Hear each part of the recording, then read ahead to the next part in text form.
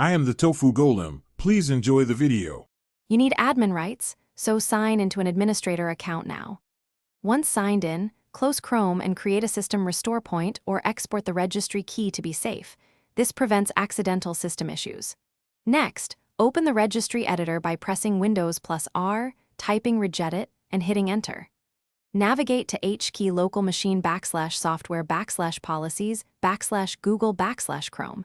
If keys don't exist, you'll create them. This first step establishes a controlled place to set policy value. Now create or select the Google /Chrome policy key and add a new word value called Incognito mode availability. Set its value to 1 to disable Incognito Windows system-wide.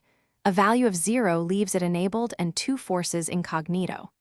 Once you've entered 1, close the registry editor. If you manage devices with group policy, use the AdMix template instead and set the same policy there.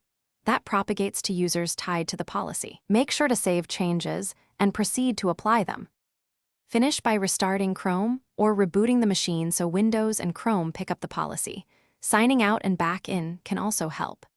If Incognito still appears, double-check the exact registry path and that Incognito mode availability is a word set to 1.